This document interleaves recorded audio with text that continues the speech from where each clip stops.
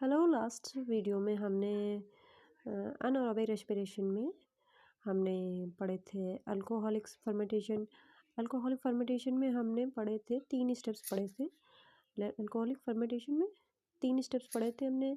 और फिर पढ़ा था लैक्टिक एसिड फर्मेंटेशन, इसमें पढ़े थे 2 स्टेप्स पढ़े थे इसमें फर्मेंटेशन। और फिर आता है एरोबिक रेस्पिरेशन। एरोबिक रेस्पिरेशन आता है।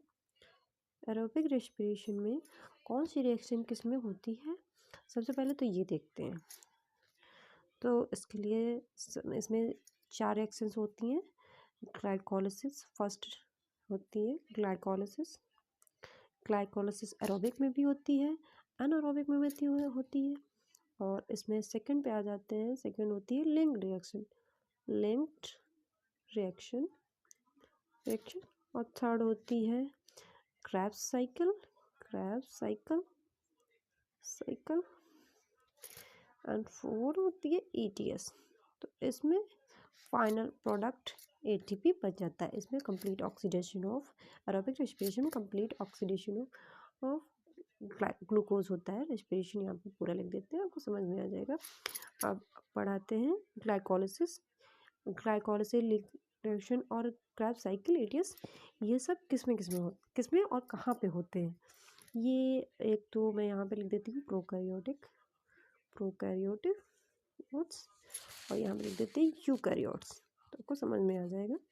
तो किसमें कौन कौन सी रिएक्शन कहाँ पे होती है। ये ग्लाइकोलिसिस होती है प्रोकैरियोट्स में, साइटोप्लाज्म में होती है।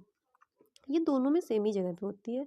यूकैरियोट प्रोकैरियोट में दोनों सेम में होती है। साइटोप्लाज्म में भी होती है, दोनों सेम ही होती हैं।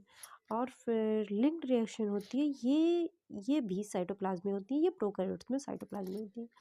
और क्रेब्स साइकिल भी ये साइटोप्लाज्म में ही होती है। इसमें ETS होती है प्लाज्मा मेम्ब्रेन में। ETS प्रोकैरियोट्स में प्लाज्मा मेम्ब्रेन में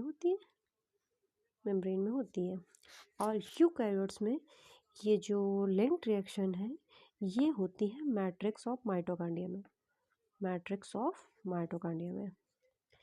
ये जो साइटोप्लाज्म में बनता है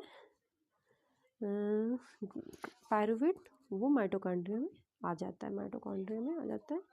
वहाँ पे लिंक रिएक्शन वहाँ पे होता है। और फिर उसके बाद आते हैं क्रेब्स साइकिल भी मैट्रिक्स ऑफ माइटोकॉन्ड्रिया में होता है। और ETS होता है inner membranes space of mitochondria.